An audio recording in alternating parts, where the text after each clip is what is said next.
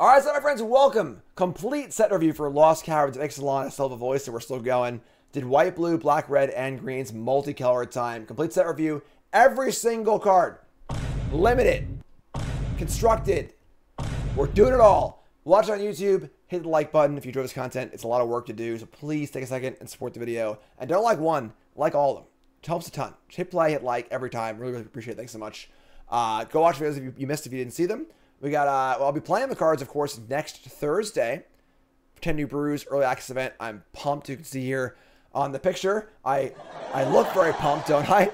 And we also got, the week after, we got Bronze Mythic, which will be starting as well. Very, very exciting. We got Limited, we got Constructed, we got it all. Lost Caverns of Ixalan's coming up really, really soon. But right now, we got multicolored cards to look at with all of our awards and everything else. And we're going to see our first card here. This is going to be tough. There's so many legends. They're also hard to say. Abulo, Ancestral Echo. This is an Azorius 3-drop, 2/2 legendary creature spirit. It's a rare. Flying and ward 2. And it has the Eldrazi Displacer ability. 3 mana to exile a creature you control or artifact. You have to blink it, and it comes back. Now, this is really, really big for a few reasons. Obviously, this effect is good. We've seen it before. You blink your ETB effects. You can save your own creatures. You can, you know, kind of blink stuff. You can't blink your opponent's stuff out, unfortunately. But you can blink read your EDBs and so on and so forth. And, all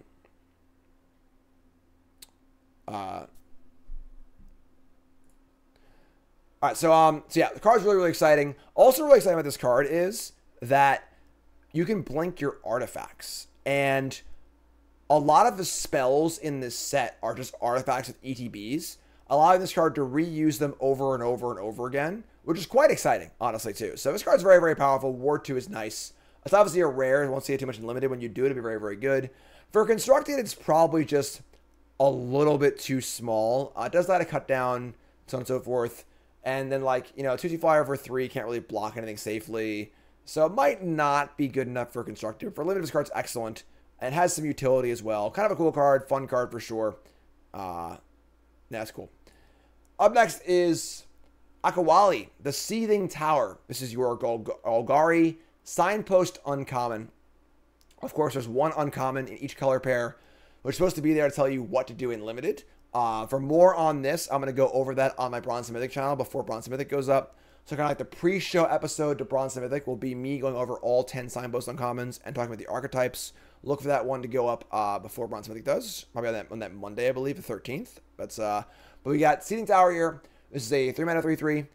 Chungus Fungus. Descend 4 and Descend 8. Descend, of course, counts the number of permanent cards in your graveyard. Descend 4. As long as there are 4 or more permanent cards in your graveyard.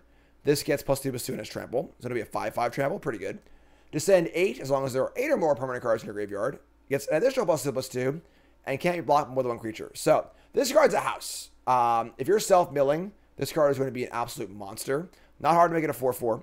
If your draft deck is considered, just doing that really, really well. And then later in the game, it's going to be ridiculously huge and hard to block. Good draft card. Constructed, not really good enough. We got bigger than this for Constructed. But great draft card. Great Signpost Uncommon for the Descend deck. Definitely a synergy card you got to build around, but very, very powerful card if you do. Amelia. God, I'm not going to try. I'm sorry. You're saying it wrong. It's Leviosa. We got a new legend here. This is a Orzhov 2-drop 2/2. It's a rare vampire scout with ward pay 3 life. And it has a pretty wild ability. Whenever you gain life, Amelia explores. Then destroy all other creatures if its power is exactly 20. So kind of forms a weird combo with Wild Growth Walker, where it'll keep triggering over and over again. But then once you hit 20, it will destroy everything, which is kind of weird too. Interesting. And then there isn't really like any life gain deck in Standard. Maybe there is. I don't know. And Explorer is obviously very powerful. Very, very weird effect, honestly. The fact that this thing blows everything up when it hits 20 is very odd. But yeah, pretty wild card. Exploring is pretty good.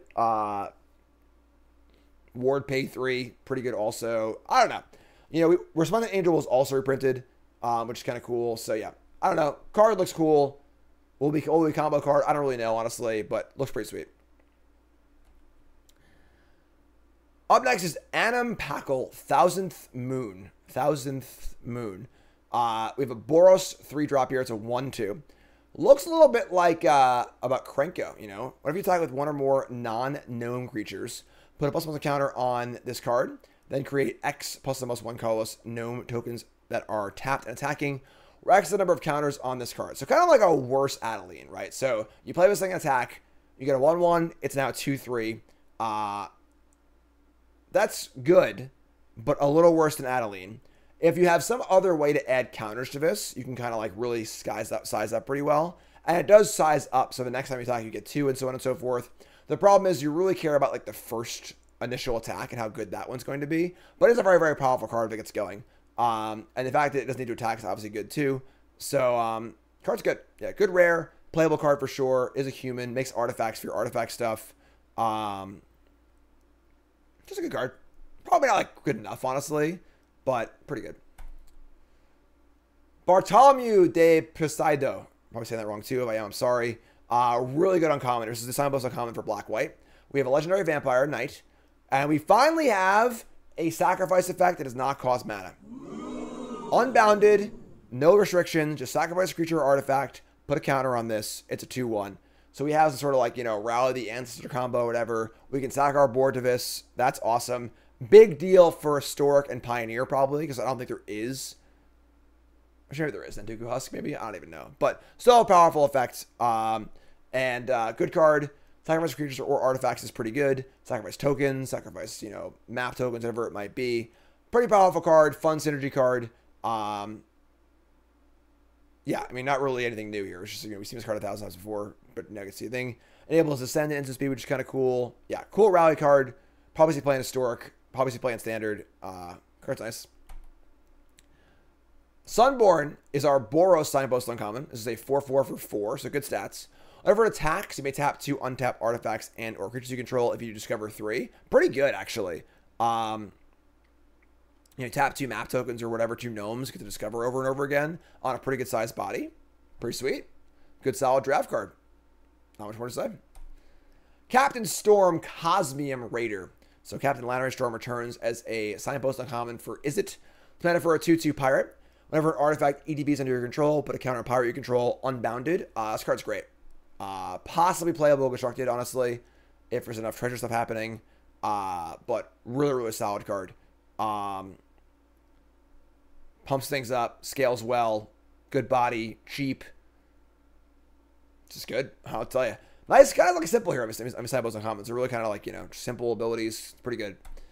Deep Fathom Echo is a rare. We got a Simic 4-mana rare here. It's a 4/4 also. It's a Merfolk Spirit. Being in combat your turn, this card explores. Then you may have it become a copy of another creature you control till end of turn. Kind of weird, honestly. You know, what are you copying exactly? It's already a 4/4, so like, do you want to shrink it down? It'd be a 5/5, you explore profitably. So, very strange card, honestly. You know, you play some better creature, I suppose. The reality here is, like, aside from the cloning part, this is just a 4/4 that explores every turn, which is pretty good, honestly. So, I don't know if you need to do more than that. I think that the copying part is kind of a bonus. That being said, I don't know if a 4/4 for 4 that explores every turn is like good enough, but it's a cool card. It's solid, and the clone only lasts till end of turn, so it's like, I don't know, but pretty good on rate overall. Kind of cool. We had a reprint here. It's kind of an interesting one. Gishlath Sun's Avatar, very popular commander card, right? This is a 8-mana dinosaur, Vigilance, Trample, Haste. There does combat damage to a player. Reveal that many cards from the top of your library. Put any number of dinosaur cards from among them on the battlefield. Rest of the bottom of your library to random order. The big part about this card is Cavern of Souls being in the format. Because obviously, this is a card that's terrible against counter spells. So of course, you can just like go for Throat this or whatever, or Leyline Binding it. So, not really a card for standard, probably. Pretty fun card, pretty flashy card, pretty cool new art. But for the most part, you know what this card is, you know what this card does. Limited if you cast this card limited. High five. Good job. Pretty cool. We got It's Skinth, Firstborn of Gishath. This is the Gruul signpost uncommon. And this card's actually kind of gas. 2 mana for a 2/3 haste is like a pretty fine rate overall. And then when it EDBs, you may pay 2. If you do, You can have a dinosaur deal damage to its another creature. It's not a fight, it's just a bite. So this can kill a 2/2 or whatever, which is pretty awesome. This card's good. Scales well. Plays well with Bard class. Just a good little card. Just a little guy, you know? He's just getting in there, he's doing his best, you know? Card's sweet. Definitely a super solid card. And then scales well as the game goes on. Kellen, Daring Traveler. This card is weird, right? So you have the only adventure card in the set. 1 green, make a map, and then maybe some more maps. And then it's also just a good white creature. So the adventure part of this card seems very, like, red herring-y to me. I don't know if you need to be a green-white deck to utilize this card. If this card is just a 2/3 for 2, that whenever it attacks, if it's a real top card of your library, if it's a creature card mana value 3, let's put it in your hand, let's put it in your graveyard. That's pretty good. You know, like, so you play as an Raffine deck, you should play it on turn 3, attack, Raffine, look at your top card. You know, if you're playing Esper Legends, this is going to draw a card a lot of the time when it attacks. It's really, really good. Decently well-sized. I think Kellen's just a good card. And this Journey On thing is just like a... I mean, I guess if you can do it, cool, you know, but like doesn't really need to happen kind of thing. So just a good solid 2-drop. Probably playable in Esper Legends, probably playable in Mono White Humans. Probably like a 2 of, you know. But card seems quite good, honestly. Surprisingly good card with a weird little red herring on the Journey On. Kutzel, Malamute Exemplar. This is your green-white signpost uncommon. 3/3. Opponent can't cast spells during your turn. Whenever 1 or more creatures you control, each with power greater... Oh, man. Whenever 1 or more creatures you control, each with power greater than its base power, deals combat damage to a player, draw a card. Why is the word each in there?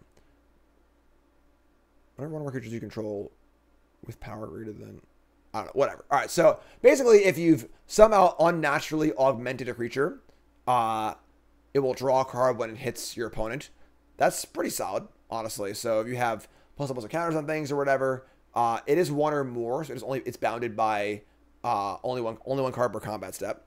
But solid little card, honestly. You know, play this thing, attack, draw a card. You're already off to the pretty good spot. Cool with auras, cool plus counter stuff. Fine. Reasonable card for sure. And then the can't cast spells during your opponent's turn is also pretty good in like an aura-esque deck where you're trying to kind of like do big pump spell stuff and go for a big kill. And now your opponents are impeded from stopping you from doing that too. Card's good, honestly. I can see if you start seeing play in multiple formats, honestly.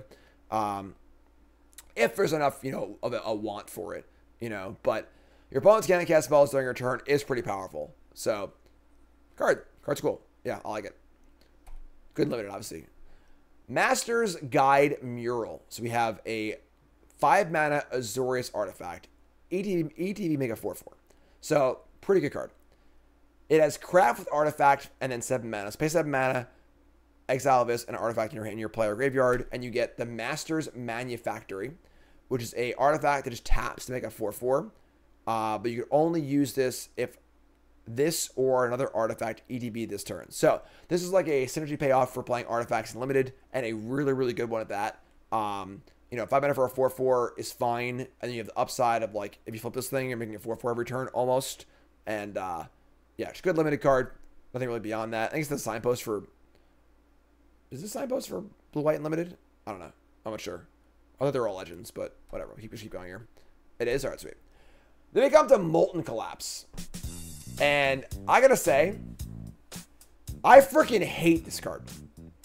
This card is emblematic of everything I hate about Modern in the last few years. Molten Collapse is Dreadbore plus red-black sorcery, destroy target creature, planeswalker. It's choose one. Alright. The other option is to destroy target non-creature, non-land permanent, mana value 1 or less. If you descend of his turn, choose both. Descending in any fetch land format is comical. Comically easy. It's a joke, you know? And this card is like the last nail in Aether Vial's coffin. God forbid someone wants to play a synergy deck in Modern. You know, Aether Vial, Hardened Scales, you know, some sort of like, you know, usually the synergy decks are based around some sort of 1 mana artifact or enchantment, so it's hard to remove. And that's part of how your deck works, right? Because I have this card, it's kind of hard to remove it, so I gotta get to do my thing a little bit, and then I can my deck functions, you know.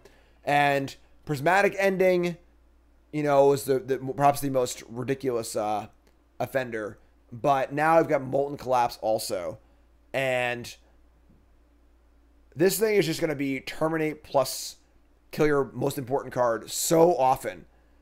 Like, why do we need more? This card pisses me off. Why do we need more good mid-range bullshit cards?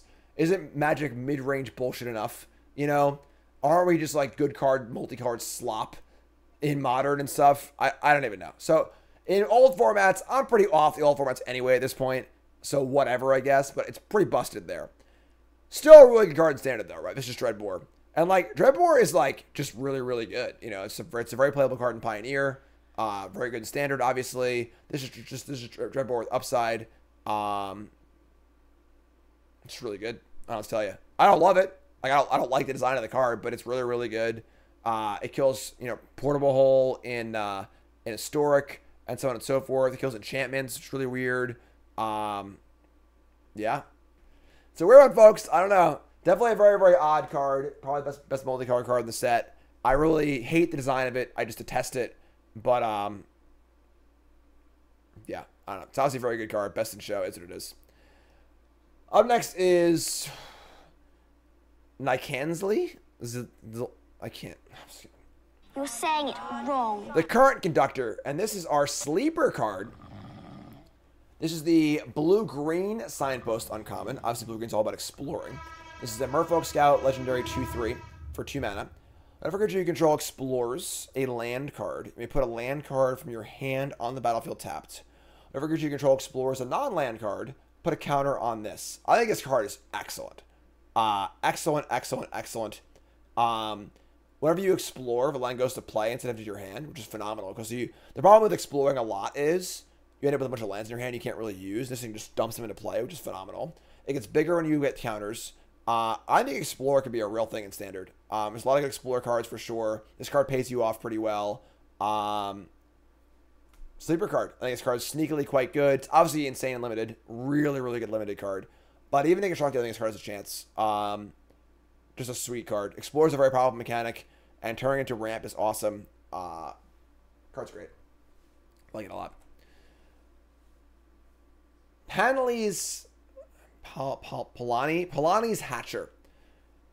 5 mana Gruul Dinosaur Rare. It's a 5/3. Other dinosaurs have haste. When it ETBs, make 2/1 green dinosaur egg creature tokens. Aww. Begin to combat your turn. If you control 1 or more eggs, sacrifice an egg and make a 3/3. So very similar to Regisaur Alpha from the original Ixalan, where it's like a pretty big creature, gives haste to all your dinosaurs, makes a 3/3 with haste immediately. Pretty good card. The problem, of course, is that like it's just a 5/3 for 5, which is kind of rough. So constructed wise, I don't know if it's big enough. Regisaur Alpha being a 4/4 feels a little bit better because it can survive a little more. They can't attack into some 5/5. I don't know. It's 6 of one, half dozen the other. But this does make 2 3/3, which is pretty sweet. If they even kill it immediately, so look at these eggs, and then you can like play another one later and get the eggs going also. I don't think dinosaurs will do well this time. It didn't do well last time either. But the card is pretty good. It's pretty cool, and it's obviously a great limited card for sure. But cool card. Will probably go the way of Regisaur Alpha, but it's fun. It's a cool card. Our only Planeswalker is Quorus Cank. This is a 5 mana Boros Planeswalker. We're now down to 1 Planeswalker per set, just how they're doing these days. And coming for Strixhaven is Quorus. 5 mana for a 4 loyalty Planeswalker. Has a static ability of whenever you cast a spell from exile, this will deal 2 damage to each opponent and you gain 2 life. And then it has +1, make a 3/2. -3, discover 4, which is pretty good, right? It's -3, you get to like draw a card, but it's always a spell and you get to cast it immediately, which is pretty cool. And then -6, exile any number of target cards from your graveyard, add red for each card exiled. You may play all of those cards. All right, so pretty powerful ability. Pretty good Planeswalker, honestly. You know, just like a 5 mana Planeswalker, make a 3/2, 5 loyalty, go is pretty good. You know, good change of pace card if you're looking for, an extra threat. The one weakness that Farewell has in this format is Planeswalkers, so it kind of helps there. Is there a deck that wants it? We'll see. Obviously, it is a two-color, Planeswalker in two kind of weird colors, but card's good. Obviously, busted limited since it's freaking Planeswalker. But yeah, card's good. Plays all Pia, which is kind of cool.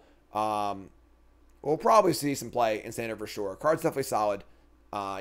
Reasonable abilities. It's good. I like it. It's a good elephant. Seeli, the Sun's Brilliance is our mythic rare. Is it 2/2 Human Artificer? Blue and a green. Tap. Make a creature token that's a copy of another creature or artifact you control. Except it's an artifact in addition to its other types. It gains haste and sacrifice it. So this is just the Sahelia minus on the Planeswalker on an ability. Spending mana for this kind of sucks, honestly. But it is a powerful effect. You can copy your creatures for ETBs, copy your artifacts for ETBs and stuff, sacrifice for value. The problem is, it's kind of a fragile creature, and tapping a green and a blue to do this is it's a little clunky, honestly. So I don't think this card's going to be that good. If it had haste or something like that, or some other way to kind of get things going, maybe a little more exciting. But overall, I think just not a very exciting card. Great and limited, obviously. It is cool with some of the spell artifacts kind of come into play just as a spell sort of artifact. But overall, I think not particularly exciting. Sovereign, Celestia Mythic. We got 4 mana for a 3/4 with Ward 2. And whenever the Sovereign attacks, for each creature you control with power greater than that creature's base power, put a number of +++ encounters on that creature equal to the difference. Who's in charge? Me or the devil? I think I'm in charge. Oh god, I gotta read it again, folks. Hold on. My brain's gonna explode. Whenever Sovereign attacks, for each creature you control with power greater than that creature's base power, put a number of +1 counters on that creature equal to the difference. So if I have a 2/2 and the card has 2 +1 counters on it, it'll add 2 +1 counters on it, I believe. So yeah, it basically doubles their buff. If there's a Rancor and a 2/2, it'll get 2 +1 counters, and it'll pump it up again. Okay, so it's not that complicated, but it's definitely it's kind of complicated. But so it's only whenever this attacks, though. This card sucks. It's a 3/4 over 4. It has to attack to do anything, and then you have to have things in play, but also have things going on. This feels like a Commander Precon card, honestly. Yeah, I don't think this card's very good at all. If it was whenever they attacked, that'd be powerful. But so you need to have a creatures in play. You need to have it augmented in some way. Have this thing in play. Untap with it, and then have a safe good attack. Yeah. Yeah. Good limited card for sure, but constructing this card's not worth the reading. Squirming Emergence. Whew, that's a name. Golgari Rare Sorcery. Fathomless Descent. Return to the battlefield, target non-land permanent card in your graveyard with mana value less than or equal to the number of permanent cards in your graveyard. This card's pretty powerful, right? So if I just have 10 cards in my graveyard, this can return a track 7 turn 3. Not that you'd have 10 cards in your graveyard turn 3, but pretty powerful effect. Obviously, being reliant on getting a bunch of cards in your graveyard is kind of tough, but it is pretty powerful. It returns any non-land permanent as well, which is kind of cool. This card's sweet. I think this card might be better in older formats, honestly. Because in Standard, it's not necessarily easy to mill a bunch of cards and stuff. And there's a lot of graveyard hit in Standard, too. But card's kind of cool. Probably won't do too much. But it's cool. It's definitely an interesting one. Due to archaic Brazen Coalition guidelines regarding hats, a few mycoids are now technically pirate captains. Alright. The Ancient One. This is a big one, folks. This is actually just a big card.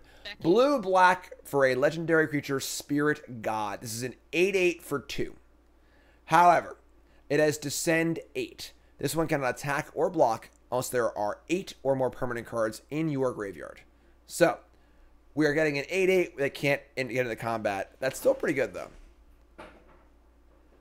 4 mana, draw a card, discard a card. When you discard a card this way, target player mills cards equal to the mana value. So, You can draw and discard Traxa and mill 7 cards. It's pretty powerful, obviously.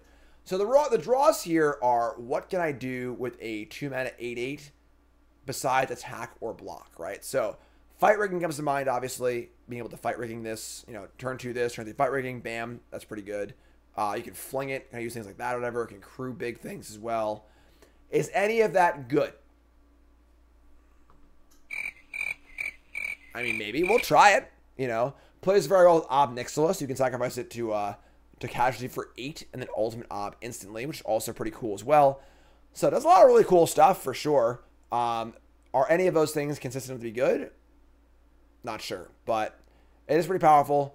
Honestly, probably fine unlimited. Shouldn't be too hard to turn on unlimited because you like just play it on turn 2 whenever, like just play it whatever. It's, you know, it's just turn 2, and then you can loot and so on and so forth. But yeah, definitely a very, very bizarre card. 8 is a lot as far as Descend goes, but pretty cool synergy stuff. Fun build around. I don't know. We'll see. How about the Belligerent? I believe this is Verasa Old Ship. For all you lore nerds out there. Is it 4-drop vehicle? It's a 5/5. Whenever it attacks, make a treasure. Until end of turn, you may look at the top card of your library. At any time, you may play cards or play lands and cast spells top of your library. Crew 3. So, if this thing gets to attack, it's a feature sight, which is pretty cool. That being said, it's just a 4-mana vehicle with crew 3 that has to attack to do anything. Probably not good enough. Great limited card, but for constructed, isn't there really. But for limited, this card's super fun. I mean, really, really powerful card limited. But yeah, is what it is. The Myco Tyrant. We have a Golgari 3-mana Mythic here. An Elder Fungus with Trample.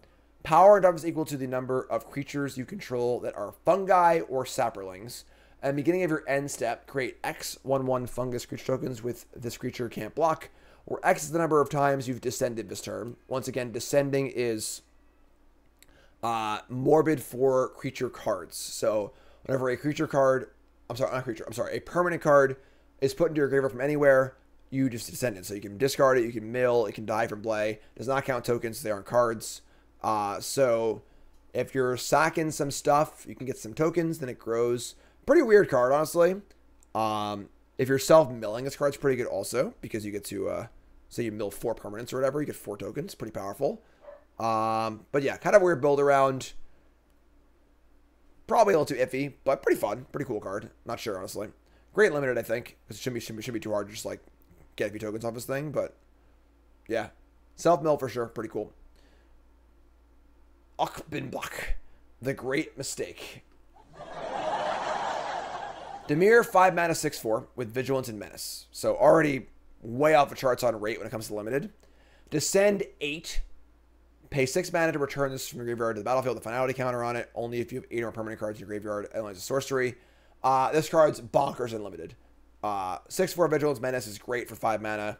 The game goes on. You keep playing. And then at some point, you just return it. Awesome art. Really, really cool art here. I believe it's the Signpost Uncommon for Deir. All about self-mill. Makes a lot of sense. Card seems great. Good draft card. Vito. Fanatic of... whatever. This is a 4-mana Mythic Vampire with flying for 4, which is pretty good. Whenever you sacrifice another permanent, you gain 2 life. This is the first time this is resolved. Second time, they lose 2 life. Third time, make a 4/3 black vampire demon token with flying.